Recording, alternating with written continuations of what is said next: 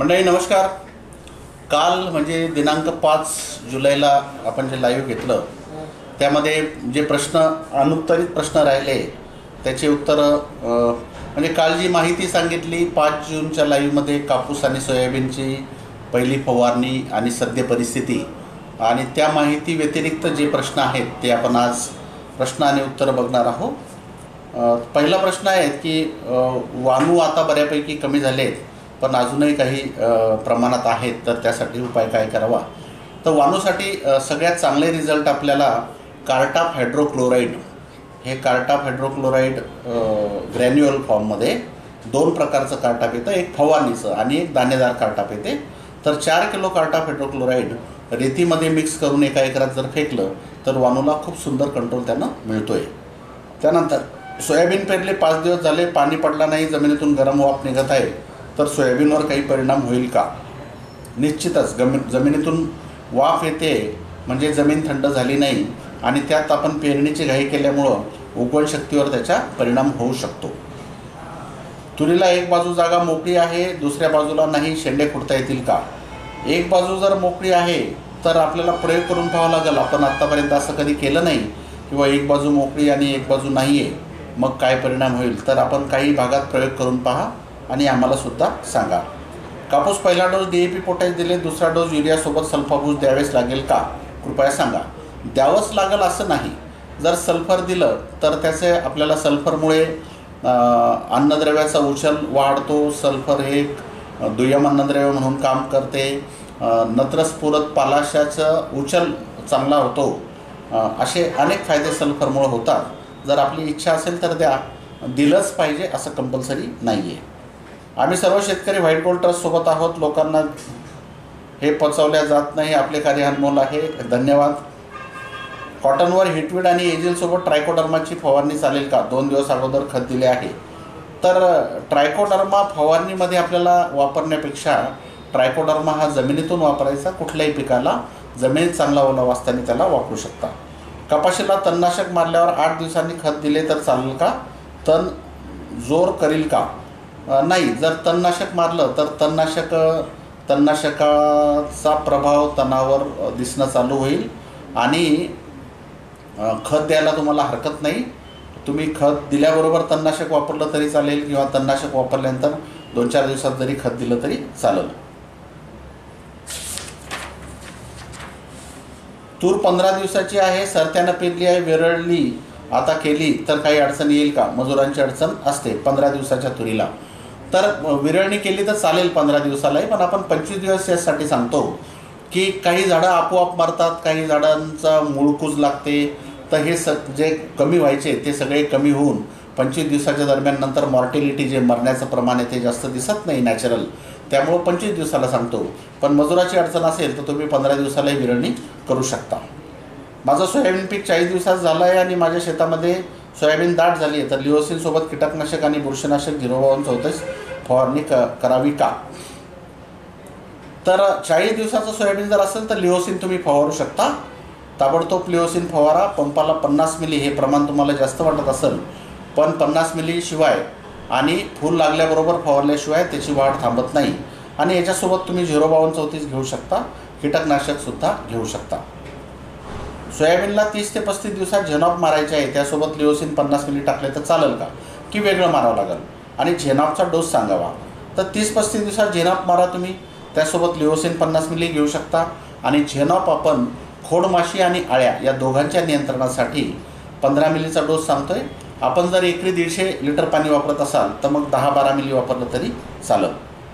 19-19-19 सोयाबीनची अधिक वाढ होते, त्यामुळे 0:32 मारले योग्य आहे का.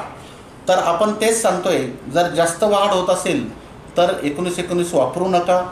जास्त वाढ होणाऱ्या सोयाबीनमध्ये रिफ्रेशसुद्धा वापरू नका. मग अशा वेळेस फुलाला सुरुवात झाल्यानंतर 12-61-0 आणि झेप आपण वापरू शकतो. तणनाशक कीटकनाशक फवारणीला गढूळ पाणी चालते का. बिलकुल चालत नाही. आणि चालत नसल्यास उपाय सांगा. स्वच्छ पाणीच तिथे आपल्याला द्यावं लागेल. आपल्या बुस्टर कंपनीचं तणनाशक कधी येणार. सध्या तरी नाही आहे. आधी डवरणी केली आणि नंतर तणनाशक फवारलं तर सोयाबीनच्या तासावर तणावर माती पडते, तर तणनाशकाचा रिझल्ट येईल का. डवरणी ही हलकी करायची म्हणजे जास्त माती तणावर पडणार नाही. तुरीचा पहिला शेंडा खुडणी मशीनने केली तर चालेल का? चालेल, पण तेव्हा आपल्याला विरळणी पण करतो आणि शेंडे खुडणी करतो, त्यामुळं हातानं जरी खुडले तरी योग्य राहील. जमीन सुपीक होण्यासाठी जैविक खताबद्दल माहिती द्या. शेणखत उपलब्ध नाही. तर जमिनीची सुपीकता वाढीचे उपाय असा एक आपण व्हिडिओ बनवलेला आहे, तो व्हिडिओ अवश्य पहा. त्यात सगळे जैविक खतं, हिरवळीचं खत, गांडूळ खत याच्याबद्दल माहिती आहे. कपाशीमध्ये 3 फुटावर तुरीची 4 झाडं आहेत, तर शेंडे खुडायला चालेल का? नाही तर 3-4 झाडे उपटून टाकू का? बिलकुल नाही, कारण एका ठिकाणी जर जास्त झाडं, 2 झाडापेक्षा जास्त झाडं असतील तर विरळणी करण्याची शिफारस नाही, कारण त्याचे मुळं एकमेकात गुंतलेले असतात. आपण 2 झाडं जर उपटले तर राहिलेलं एक झाड जे आहे त्याचे सुद्धा मुळं एकमेकात गुंतल्यामुळं ते सुकू शकतं. कपाशीमध्ये हे सांगितलं. कपाशीमध्ये अर्धा लिटर रेंज 920 रुपयाला घेतलं व टॉपअप मागितलं तर ट्रायकंटॅनॉल दिलं, याने भरपूर फायदा होईल म्हणतात, खरं आहे का? बघा, टॉपअप, आता मी तुम्हाला असे 2-3 प्रश्न आहेत. रिफ्रेशचं कार्य काय, टॉपअपचं कार्य काय, झेपचं कार्य काय? तर रिफ्रेश हे वाढ करण्यासाठी मदत करते, हिरवेपणा आणण्यासाठी मदत करते. टॉपअप हे वाढ, हिरवेपणा आणि फुटव्यांची संख्या वाढण्यासाठी मदत करते, फांद्यांची संख्या वाढण्यासाठी मदत करते. आणि झेप हे फुलांची संख्या वाढण्याला मदत करते, फुलगळ कमी करते, फुलाचं फळात रूपांतर करायला मदत करते.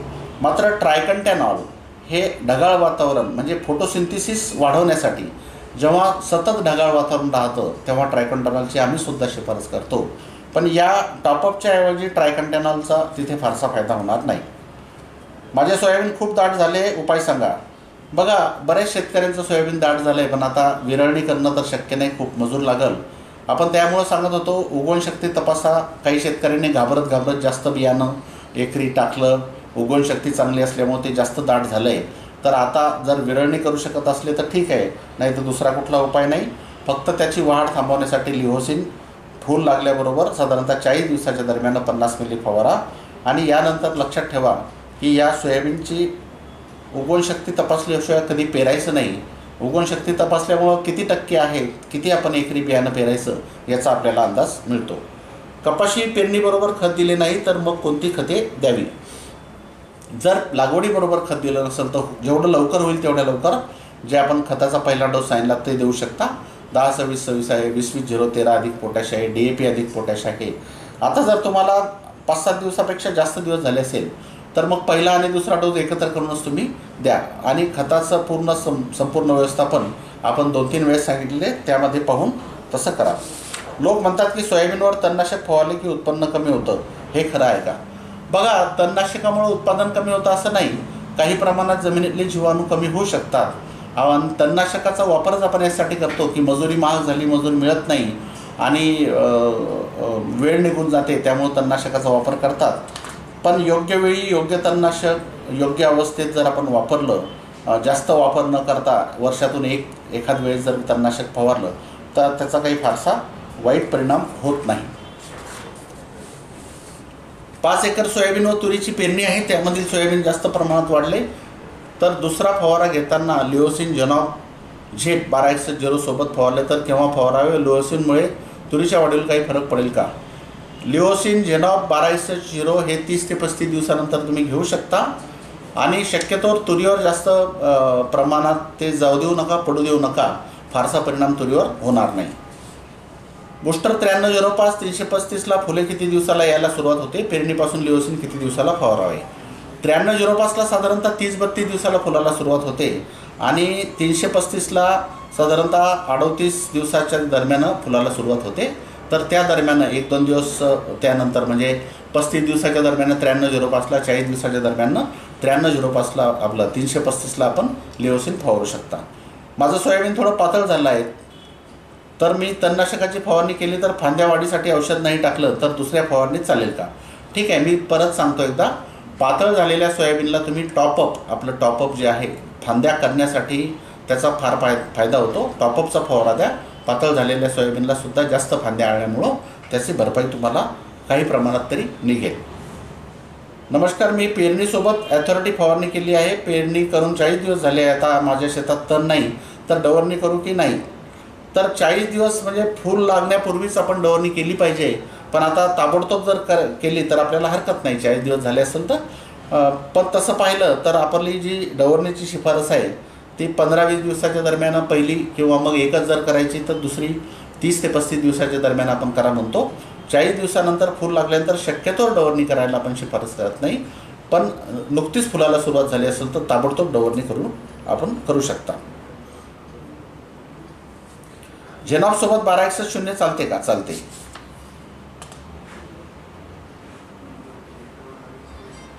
सोयाबीनची पाने चाळणी होत आहे, तणनाशकासोबत रेज मारले की तणनाशकासोबत रेज इमान मारावे. तर पानाची चाळणी होते म्हणजे तिथे स्पोडोप्टेरा लष्करी अळी जी आहे ती असेल बहुतेक. तुरीमध्ये सुद्धा काही ठिकाणी ते आढळलं, तुमच्या सोयाबीनमध्ये सुद्धा काही ठिकाणी ते लष्करी अळी आढळते. मग रेजनं एकट्या ती कंट्रोल होणार नाही, कारण रेजनं पानं खाणारी अळी किंवा स्पोडोप्टेरा ही पहिल्या दुसऱ्या स्टेजमधली लहान अळी कंट्रोल होईल, मात्र मोठी अळी कंट्रोल होणार नाही. त्यामुळं तुम्हाला जर रेज वापरायचं असेल तर सोबत तिथे इमामॅक्टिन जे आहे ते 8 ग्रॅम 10 ग्रॅम तिथे वापरू शकता. चुनखडी जमिनीत कोणती पिके चांगली येतात? सगळेच येतात, फक्त झिंक आणि फेरसवर लक्ष द्यावं लागेल. झिंक आणि फेरसची कमतरता जर वाटली तर 20 ग्रॅम झिंक EDTA आणि 20 ग्रॅम फेरस EDTA तिथं फवारा द्या. भेंडी 5 फूट वाढली आहे, 2 महिने झाले, माल निघत नाही, उपाय सांगा. नत्र त्याचं कमी करा. नायट्रोजन युरिया दिला गेला असेल तुमच्या हातकडून, किंवा फवारणीमध्ये नत्रयुक्त काही रसायनं फवारले गेले असतील तर आता त्याचा वापर करू नका. आणि त्याला झेपचा डोस दुप्पट करून 20 मिली झेप भेंडीला एका पंपाला वापरा, म्हणजे तुम्हाला तिथं फळ लागणं चालू होईल, फुलाची संख्या वाढेल. तुरीच्या दोन्ही बाजूला सोयाबीनचे तास सोडले नाही, तुरीचं व्यवस्थापन सांगा. तर दोन्ही बाजूंना जर सोडलं नसेल तर मग शेंडे तुम्हाला फुटता येणार नाही. मग आपलं पारंपरिक पद्धत जी आहे त्यालाच करा तुम्ही. किंवा फार तर ज्या शेतकऱ्यांनी तुरीच्या दोन्ही बाजूला तास सोडलं नाही आणि त्यांना शेंडेसुद्धा खुडायची इच्छा आहे, तर सोयाबीनची वाढ थांबली त्याच्यानंतर तुरीची शेंडे खुडा. म्हणजे मग तुम्हाला तिथे, कारण आधी जर तुम्ही तुरीचे शेंडे खुडले तर सोयाबीन तुरीला झाकून टाकेल. त्यामुळे सोयाबीनची वाढ थांबल्यानंतर मग तुरीचे शेंडे खुडू शकता. सोयाबीन पारंपरिक पद्धतीमध्ये तुरीतील 2 तासातील अंतर 1 फूट ठेवू शकतो का व ड्रेंचिंग करता येईल का? सोयाबीन पारंपरिक पद्धतीमध्ये तुरीतील 2 झाडातील अंतर 2 झाडातलं अंतर 1 फूट ठेवू शकता आणि ड्रेंचिंग करता येईल. पांढरी तूर 2 तुरीच्या ओळीत अंतर 7.5 फूट आहे, मध्ये 2 सोयाबीनच्या काकऱ्या तुरीच्या दोन्ही बाजूने रिकामे सोडल्या दोन्ही ओळीमध्ये सरी पाडून घ्यावी का? एका बाजूला फायद्याचं राहील. तर कोणत्याही तुरीमध्ये जेव्हा तुम्ही दोन्ही बाजूला 1-1 तास सोयाबीनचं न पेरता मोकळं सोडलं आहे तर अशा ठिकाणी तुम्ही सरी पाडू शकता.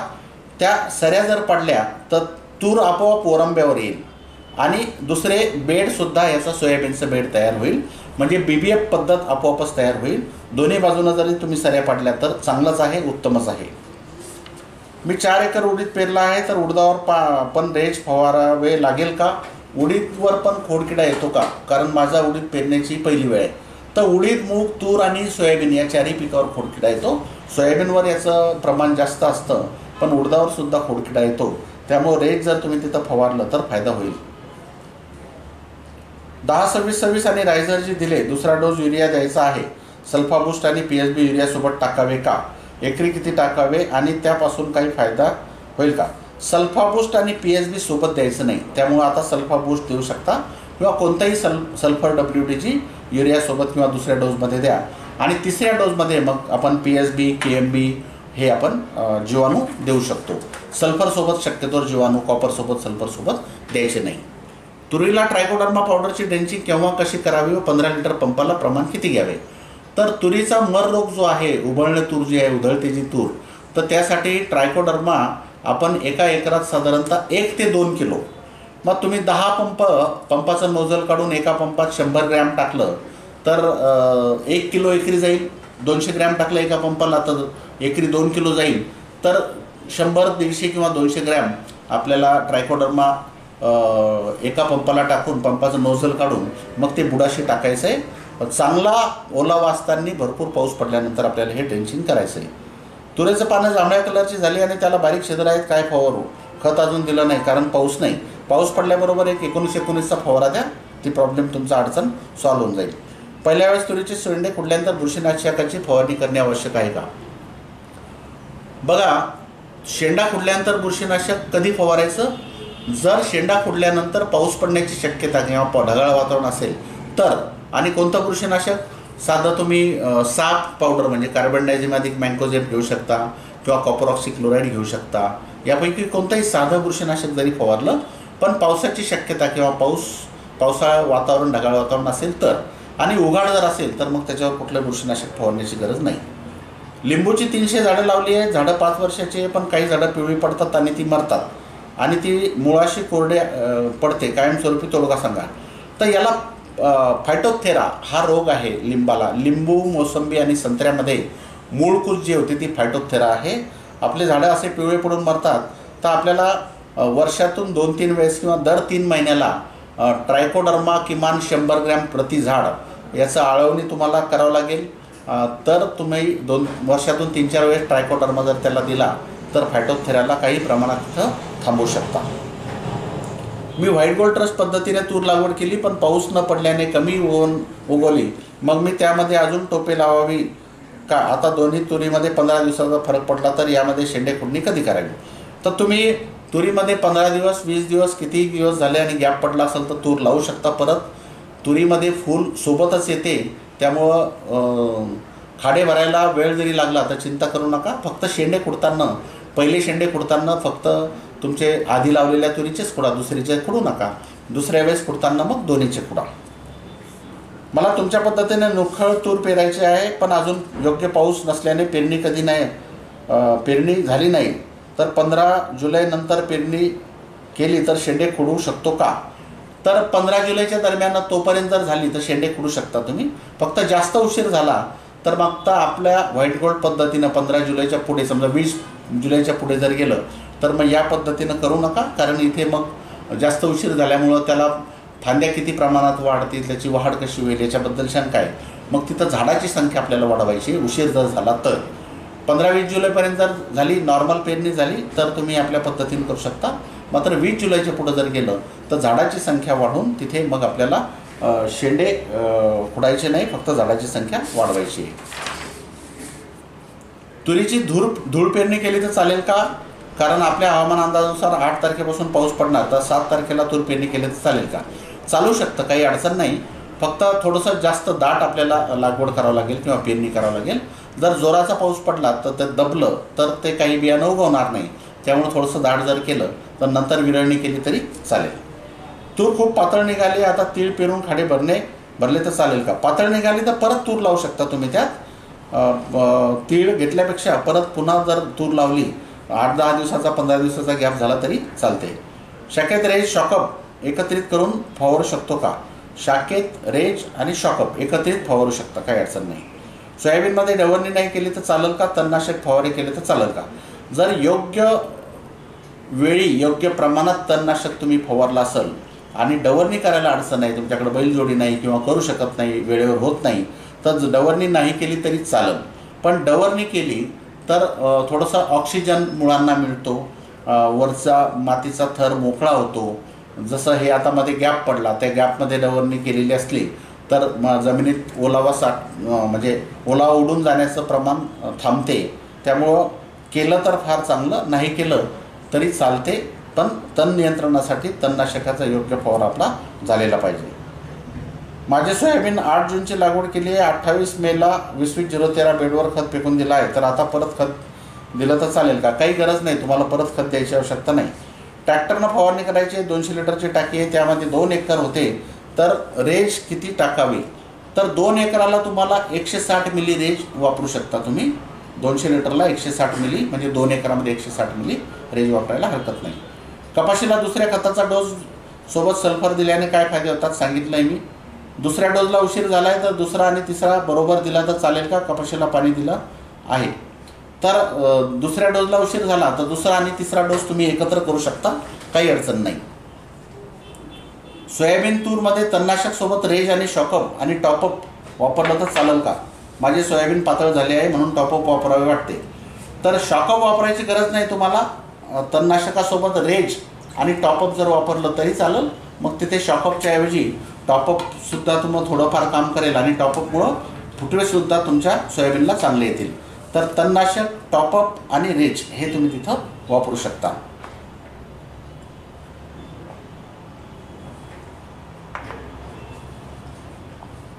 तूर विरळणी करताना एका ठिकाणी किती झाड ठेवावी? एकच झाड ठेवायचं आहे आणि एक एक झाड जिथं आहे तिथंच विरळणी करायची. एकाच जागी 4-5 झाडं असेल तर विरळणी करायची नाही. शेंडे तुम्ही तिथं खोडू शकता. एका जागी 4-5 झाडं असतील, चुकून लावल्या गेलेत, काही शेतकऱ्यांची पहिलीच वेळ आहे. आपण सांगितलं होतं की 4-4, 5-5 इंचावर एक एक दाणा टाका, पण काही शेतकऱ्यांच्या ते लक्षात नाही आलं. एकाच ठिकाणी 4-4, 5-5 दाणे टाकलेत. मग आता त्यांना अडचण वाटते. मी विरळणी करू नका म्हटलं, मग शेंडे खोडावं की नाही? तर शेंडे तुम्ही खोडू शकता, मात्र विरळणी एका ठिकाणी 4-5 झाडं असेल तर विरळणी करू नका. तुरीची लागवड किती तारखेपर्यंत करता येते? 20-25 जुलैपर्यंत, जुलै एंडपर्यंतही करता येते, काही अडचण नाही. 16 एकर रानडुकरांनी खाल्ली आहे. 7x1ची लागवड होती. काही चिंता करू नका. उशीर जरी झाला तरी तूर चांगली पिकते. तुम्ही तूर परत लावू शकता, काही अडचण नाही. अमरावतीमध्ये अजूनपर्यंत पाऊस नाही, तर तूर व सोयाबीन येईल का? बिलकुल येईल, काही चिंता करू नका. पण तुम्हाला ठीक आहे, काही हरकत नाही. 24-24-08चे विशेष काय? कारण त्यातील घटक पाहता किंमत खूप जास्त वाटते. 13% सल्फर आहे. 20-0-13मध्ये, 24-24-08मध्ये 8% सल्फर आहे. त्यामुळे त्याची किंमत तशी राहू शकते. आपण फवारणीसाठी औषधाचे प्रमाण 15 लिटर पंपाचे सांगता तुम्ही. बॅटरीच्या पंपासाठी काय प्रमाण आहे? 15 लिटरचा साधा पंप किंवा बॅटरीचा पंप किंवा 10 लिटरचा पेट्रोल पंप याला सारखंच प्रमाण आपण शिफारस करतो. तसंही प्रमाणामध्ये आपण शेतकऱ्यांमध्ये बरेच गैरसमज आहेत. प्रमाण हे पाणी किती वापरतो आपण, तसं जर पाहिलं तर कुठल्याही कीटकनाशकाचं जसं तणनाशकाचं एकरी प्रमाण दिलेलं असतं, तसं कीटकनाशकांचं सुद्धा एकरी प्रमाण दिलेलं असतं. पण शेतकऱ्याला सोपं व्हावं समजायला, त्यामुळं आपण पंपात ते कन्वर्ट करतो. एका एकरात साधारणतः आपण जास्त पंप वापरले तर पंपाचं प्रमाण औषधाचं थोडं कमी करू शकतो, आणि कमी पंप वापरले गेले तर औषधाचं प्रमाण प्रतिपंप आपल्याला थोडंसं वाढवावं लागतं. जसं मी काल सांगितलं तुम्हाला की रेज तुम्ही एका एकरात 8-10 पंप पडत असेल तर 10 मिली जरी वापरलं तर चालेल.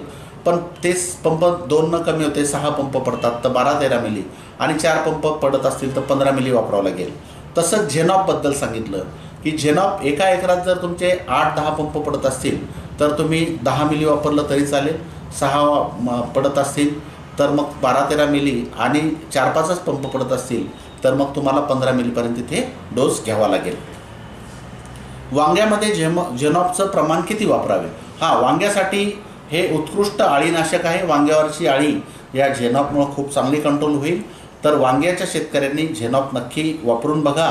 त्याचं प्रमाण 15 मिली एका पंपाला घ्या. NPK कापसाला पहिलेपासून दिले तर चालेल का? चालेल, काही अडचण नाही. तुरीला ट्रायकोडर्मा 1261 ठिबकद्वारे दिले तर चालेल का? मग सोबत नका देऊ. जर द्यायचंच ठिबकद्वारे तर वेगवेगळं दिलं तर अजून जास्त फायदा होईल. आपण खतासोबत द्यायला सांगतो ट्रायकोडर्मा, काय हरकत नाही. पण जर देताना जर तुम्हाला पर्याय आहे आणि वेगवेगळे देऊ शकले तर जास्त फायद्याचं. सर मी तेलंगणाचा आहे, आमच्या इथे तुम्ही सांगितलेली औषधं मिळत नाही, उपलब्ध करून द्या, आणि सोयाबीन पिवळे पडले. तर तेलंगणामध्ये आता पुढच्या 1-2 महिन्यामध्ये तेलंगणा स्टेटमध्ये आपले औषधं उपलब्ध होतील. तोपर्यंत तुम्ही यवतमाळच्या बाजूला जर असाल तर पाटण आहे, बोरी आहे, मुकुटबन आहे. नांदेडच्या जिल्ह्याच्या बाजूला असाल तर सारखनी आहे. इथं आपण शिफारस करतो ते औषधं सगळे उपलब्ध होतात. सोयाबीन तुरीमध्ये तण खूप झालं आहे आणि सोयाबीन फक्त 50% उगवण झाली आहे. पेरून 9 दिवस झाले. सर्व तण लवकर नियंत्रण करण्यासाठी काय करावे? का सर्व पीक मोडून टाकू? धीर पार खचून गेलाय, हारलोय. हरू नका दादा, असा धीर सोडून होणार नाही. काही हरकत नाही. 50% उगवण झाली आणि तुमचं तूरमध्ये म्हणजे सोयाबीन तूर आहे, तूर मुख्य पिकाचा दर्जा द्या. तुरीला जीव लावा, तुम्हाला काही कमी तिथे होणार नाही. तण झालं आहे तर तणनाशक ओलावा, म्हणजे पाऊस पडल्यानंतर तणनाशक फवारा, आणि जे येईल ते सोयाबीनला आपण फांद्या वाढू. 50%चं 75% होईल जास्त फांद्या झाल्यामुळं, आणि तुरीचं आपण व्यवस्थापन चांगलं करू. अशी चिंता करू नका आणि हारून जाऊ नका. कपाशी लागवड 8 जूनची आहे, तरी काही भागात कपाशीचे पाणी पिवळी आणि वाढ थांबली आहे. जशी जमीनच झाडे सोडत नाही आहे, उपाय सांगा.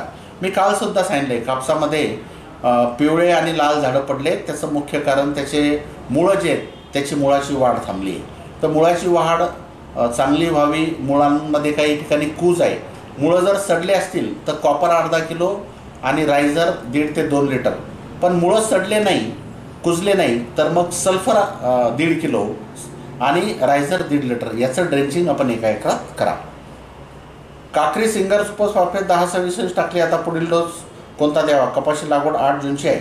मग पुढच्या डोसमध्ये तुम्ही फक्त युरिया दिला तरी चालेल. युरियासोबत टाकायचं तर रायझर टाकू शकता, सल्फर WDG टाकू शकता. निखळ सोयाबीन आहे, त्यात एजिल किंवा क्युरिन त्यासोबत रेज मारायला चालेल का? मारू शकता, काही अडचण नाही. सोयाबीन पेरणीच्या वेळेस खत दिले नाही, चण्याचा बिवड होता, आता सल्फर दिलं तर चालेल का? देऊ शकता. कांदा रोपामध्ये 30 दिवस कुठलीही फवारणी सांगितली नाही, मग रोपं पिवळे पडू लागले आहेत, तर कृपया रोपवाटिकेचे नियोजन सांगावे. तर कांद्याच्या रोपवाटिकेमध्ये जमीन तयार करताना आपण सुपर फॉस्फेट आणि रायझर द्यायला सांगितलेलं आहे. आणि जर आता रोपं तुमचे 30 दिवसाचे पिवळे पडत असेल तर ड्रेंचिंग करा तुम्ही. साधारणतः 1 लिटर पाण्यामध्ये 2 मिली रायझर आणि 1 ग्रॅम आपलं पिक्सल किंवा थायफेनॉइड मिथाइल रोको या प्रमाणात जास्त पाणी वापरून ड्रेंचिंग जर केलं तर ते तिथं तुमचा कांद्याचे रोपं सुधरून जातील. माझे सोयाबीन पेरून 14 दिवस झाले, पण आमच्या भागात 8 दिवस झाले पाऊस नाही. तुम्ही तणनाशकासोबत रेज टाकायला सांगितले होते, पण आता तणनाशक मारतायत मग नुसतं रेजचा मारता येत नाही, तर मग नुसता रेजचा फवारा घेतला तर चालेल का? बिलकुल चालेल. जर तुम्हाला तणनाशक सोबतच वापरलं पाहिजे असं नाही, रेजचा फवारा तुम्ही एकट्या रेजचा सुद्धा घेऊ शकता. सोयाबीन पिकामध्ये वानुक उपाय फवारणी करू का कार्बोफ्युरॉन फेकू? तर मी सांगितलं तुम्हाला कार्टाप हायड्रोक्लोराईड एकरी 4 किलो जर आपण फेकलं तर ते तांदळाचा प्रयोग करू नका. तांदळामुळं काही ठिकाणी पक्षीसुद्धा जर पक्ष्यांनी खाल्लं तर मरू शकतात. तर आपण कार्टाप हायड्रोक्लोराईड हे सेफ आहे, त्यामुळं काही दुसऱ्या कोणाला बाधा होणार नाही. तर एकरी 4 किलो कार्टाप हायड्रोक्लोराईड आपण देऊ शकता. टॉपअप व झेप संजीवकातील फरक सांगा. सोयाबीनमध्ये सध्या 20 दिवसाची आहे, फवारणी सांगावी. तर मी सांगितलं टॉपअपमुळं फांद्याची संख्या वाढेल, वाढ जास्त होईल, हिरवेपणा वाढेल. पण झेपमुळं फुलांची संख्या वाढेल, फुलगळ कमी होईल, फुलाचं शेंगात कन्व्हर्शन जास्त जोरात होईल.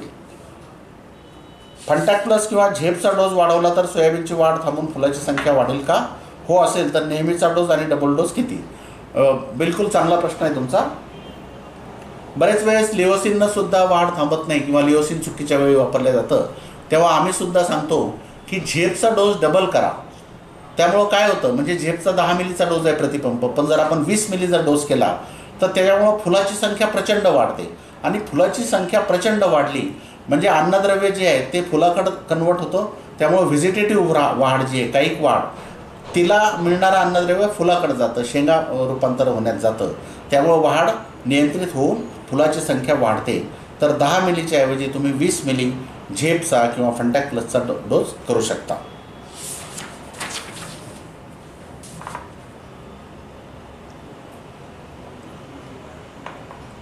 तुरीला पेरणीसोबत खत दिले आहे, तर दुसरा खताचा डोस कोणता व किती दिवसांनी द्यावा?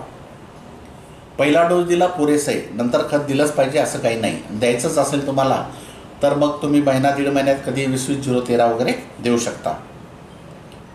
माझी कपाशीची लागण मागच्या वर्षीच्या जागेवर आहे, तर कपाशीची पहिली पाहिजे तशी वाढ होत नाही, तरी कृपया माहिती सांगा.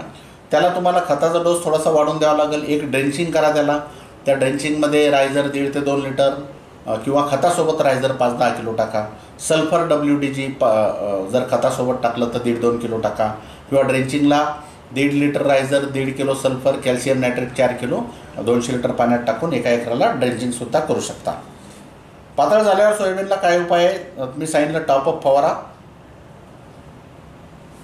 तुमच्या सांगण्यानुसार सर्व केले, पण 50 एकर सोयाबीन तूर पट्टा आता पाऊस नसल्यामुळे पूर्ण पट्टा मारावा लागत आहे. परत सोयाबीनची पेरणी केली तर चालेल का? फार वाईट परिस्थिती आहे. 50 एकर जर तुम्हाला सोयाबीनचं मोडण्याची गरज पडली तर त्याच्यापेक्षा वाईट काय असणार आहे? तर पण तुम्ही परत जर चांगला पाऊस पडला तर सोयाबीन तूर परत पेरू शकता. काही अडचण नाही, कुठलाही उशीर झालेला नाही. सोयाबीन तूर लावून आज 20 दिवस झाले, आता तुरीचे खाडे भरायला चालतील का? मी सांगितलं तुम्ही भरू शकता, काही अडचण नाही. उस्मानाबाद जिल्ह्यात चक्री भुंग्याचा अटॅक खूप मोठा आहे. मी सांगितलं की चक्री भुंगा खोडमाशी जी आहे ही पूर्ण महाराष्ट्रामध्येच आहे. प्रमाण जास्त तुमचं सगळ्यात जास्त वर्धा जिल्ह्यात आहे, त्याच्यानंतर अमरावती आणि यवतमाळ जिल्ह्यात आहे.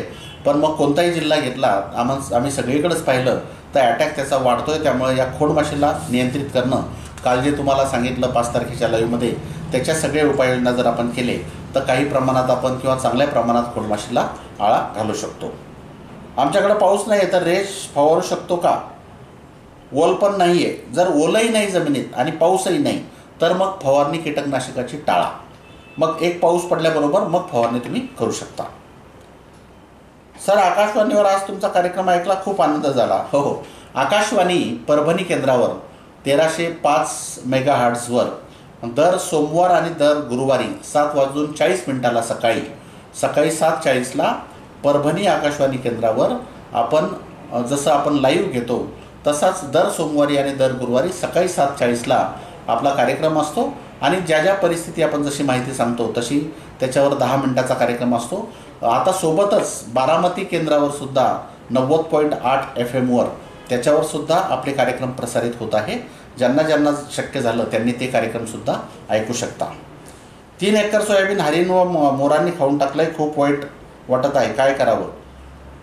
तर जास्त प्रमाणात म्हणजे फुटवे जर बुडापासून खाल्ला असेल तर त्याला फुटवे नाही येणार बहुतेक.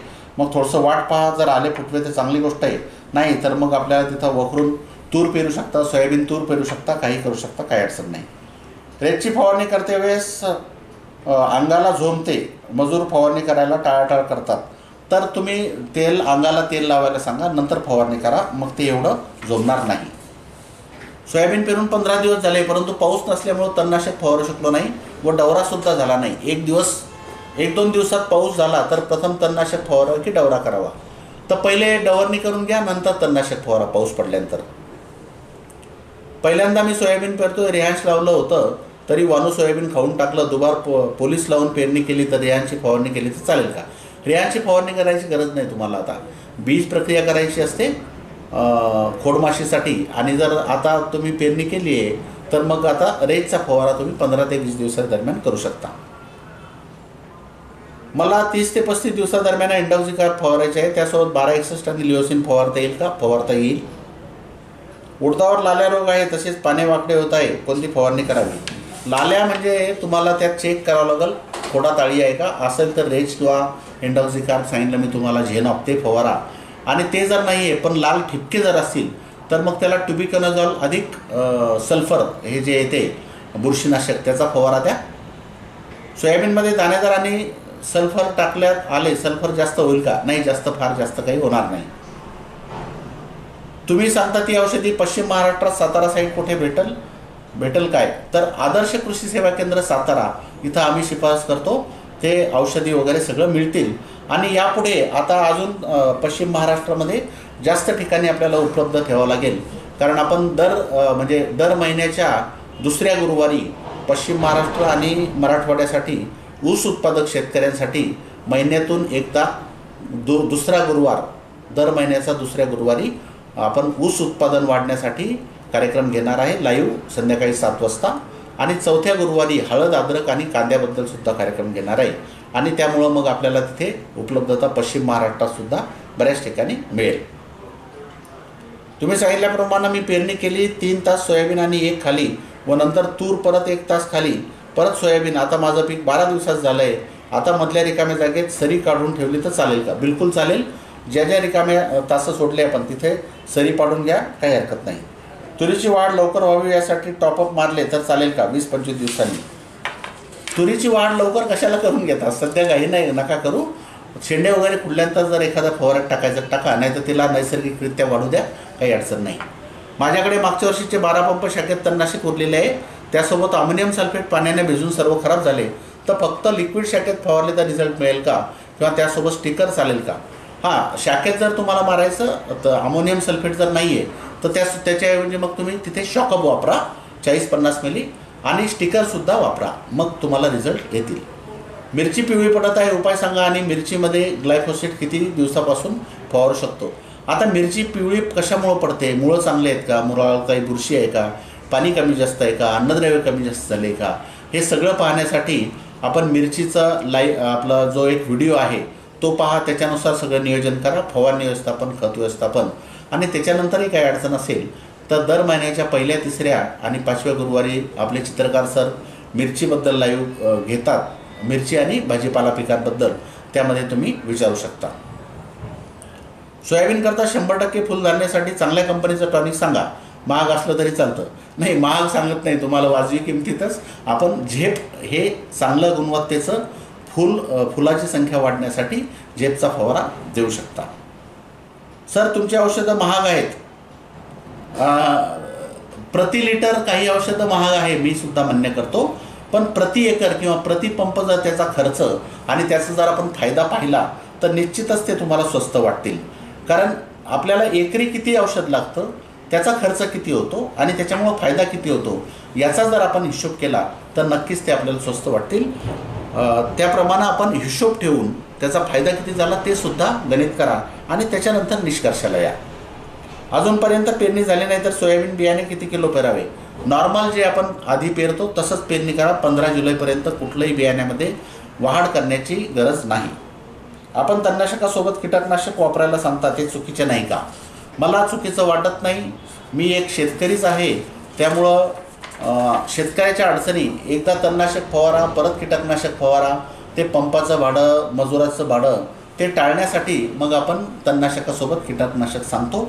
शास्त्रीयदृष्ट्या तणनाशकासोबत कीटकनाशक फवारण्याची शिफारस नाही आहे, पण आपण एक फवारा कमी करण्यासाठी, मजुरी वाचण्यासाठी ज्या तणनाशकामध्ये जे कीटकनाशकं चालतात तेच आपण शिफारस करतोय. याचे ट्रायल्स आधी आम्ही घेतलेले आणि बऱ्याच वर्षापासून घेतोय, बऱ्याच शेतकऱ्यांनी सुद्धा ते वापरलेलं आहे. सर झेनॉपसोबत अजून काही संजीवकी घ्यायचे काय? हो, जर तुम्हाला गरज वाटली तर घ्या. कमी वाढ असेल तरच रिफ्रेश आणि 19-19 घेऊ शकता.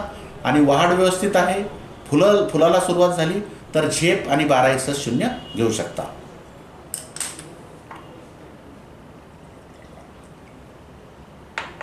सोयाबीनमध्ये खोडकिडा दिसून आला पण पावसाचा खंड पडला आहे तर फक्त एकच रेज वापरू शकतो का ओलाव्याशिवाय? रेज वापरू शकता, पण पावसाचा खंड आणि जर सोयाबीन दुपारी सुकत असेल तर मग सध्या वापरू नका, पाऊस पडल्यानंतर वापरा. 50 मिली एका पंपाला लिओसिन जास्त होईल का? सोयाबीनला नाही होणार जास्त, पण कापसाला 3 मिलीच्या ऐवजी 5 मिली जरी फवारलं तरी कापसासाठी हे जास्त होतं. त्यामुळे सोयाबीनला 50 मिली तुम्ही घेऊ शकता पंपाला. झेनॉप हे तणनाशकासोबत फवारणी करता येईल का? करता येईल. कपाशीला पेरणीबरोबर खत का द्यावे? कारण फॉस्फरस आणि पोटॅश हे जमिनीत टाकल्यानंतर बऱ्याच दिवसानंतर, 30 दिवसानंतर पिकाला उपलब्ध होते. जर आपण उशिरा दिलं तर ते अजून उशिरा मिळेल, त्यामुळं पेरणीबरोबरच द्यावं. 20 दिवस झाले तूर लावून 8-4 जोडवळ आहे, मध्ये कोथिंबीर आहे, शेंडे खुडणे चालेल का? तर मध्ये कोथिंबीर आहे तर शेंडे तुम्ही खुडू शकता एकदम कोथिंबीर जास्त वाढत नाही, त्यामुळे शेंडे खुडायला काही अडचण नाही. माझ्या शेतातील तुरीची लागवड एकाच ठिकाणी 4-5 बीज पडलंय तर तुरीचे शेंडे कधी तोडावे? तर 25 दिवसाच्या दरम्यान तुम्ही त्याचे शेंडे कापा. एका जागी 3-4 जर असेल तर विरळणी करू नका, मात्र शेंडे कापू शकता. रायझोबियम आणि PHB सोयाबीनला लावले आहे तर थोडे उरले तर कपाशीला लावले तर चालेल का? कापसाला तर न लावता शेणखतात टाका आणि ते शेणखत कापसामध्ये फेकून द्या. तुरीचे 2 झाडे एका ठिकाणी ठेवले तर चालेल का? चालू शकतं. एक ठेवलं तर फारच चांगलं, आणि 2-2च तुम्ही लावले असतील तर 2-2 राहू द्या, काही अडचण नाही. सोयाबीनमध्ये उगवणपूर्व मॅक्सची फवारणी केली, आता डवरणी किती दिवसांनी करू शकता तुम्ही. उगवणपूर्व केली तर 15 दिवसांनी डवरणी केली तरी 15 दिवसानं चालेल. कापसामध्ये तूर पट्टा पद्धत आहे, एका जागी 4-5 तुरी आहे तर शेंडा खुडणं चालेल का? खुडण्याची गरज नाही, त्याला ते आता पारंपरिक पद्धतीने घेतो तसंच घ्या. मी व्हाईट गोल्ड ट्रस्ट पद्धतीने तूर लागवड केली आहे, पण कमी पाऊस पडल्यामुळे कमी जास्त निघाली तर त्यामध्ये टोपे लावले आहे तर आता 10-12 दिवसाचा फरक पडला आहे, तर त्याची शेंडे कधी खोडावे? पहिली खुडणी फक्त आधी लावलेल्या तुरीची करा आणि दुसऱ्या वेळेस मग सगळ्याच तुरीचे शेंडे खोडा. मी कीटकनाशक मारलं आहे पण 15 दिवस झाल्यावर ओलावा नाही म्हणून तणनाशक मारलं नाही, उशीर झाला मारायला तर जमेल का? 25 दिवसापर्यंत तणनाशक तुम्ही मारू शकता, काही अडचण नाही. 2-4 दिवस मागं पुढं जरी झाले तरी मारा, फक्त कोरड्यामध्ये तणनाशक मारू नका. जमिनीत चांगला ओलावा असताना तणनाशकाचा वापर करा. माझ्याकडे परभणी विद्यापीठाची लाल तूर आहे 4 एकर, या तुरीचे शेंडे खोडावे का? खोडू शकता, काही अडचण नाही. पेरणीला 25 दिवस झाले, पाणी आल्यावर तणनाशक फवारणी करावी काय? 30 दिवसाच्या आत, फूल लागण्याच्या आधी. 19-19 खत ड्रीपमध्ये किती द्यायचं आहे? कोणत्या पिकाला वगैरे तुम्ही विचारलं नाही, बरोबर सांगितलं नाही तरी 19-19 सुरुवातीला वाढीच्या अवस्थेमध्ये दर आठवड्याला एकरी 5 किलो आठवड्यातून एक वेळेस तुम्ही 19-19 ड्रीपद्वारे देऊ शकता. सोयाबीन पिकामध्ये 10-26-26 या खताची पेरणी केली, परंतु मला सल्फर आता सोयाबीन पिकामध्ये टाकता येईल का, कारण पेरणीच्या वेळी उपलब्ध नव्हते, तरी माहिती द्यावी. सल्फर तुम्ही नंतरही टाकू शकता, पण डवरणीच्या आधी आपण फेकून दिलं, रेतीत मिक्स करा आणि फेकून द्या, आणि नाहीच जर जमलं तर राहू द्या.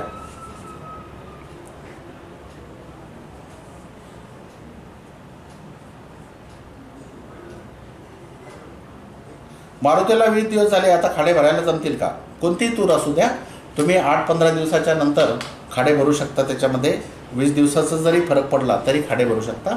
फक्त खुडणी करताना, मग पहिले शेंडे खुडताना पहिले आलेले तुरीचे शेंडे खुडून घ्या आणि नंतर मग दुसऱ्या खुडणीमध्ये सगळ्याचे शेंडे खुडून घ्या. तर मंडळी, हे प्रश्न आहेत.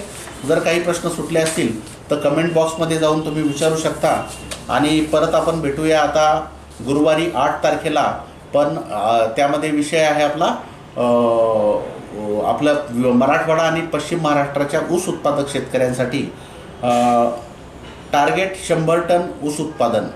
आणि याची सुरुवात आपण या गुरुवारपासून येणाऱ्या, म्हणजे दर महिन्याच्या दुसऱ्या गुरुवारी आपण ऊसाबद्दल लाईव्ह घेणार आहोत. धन्यवाद.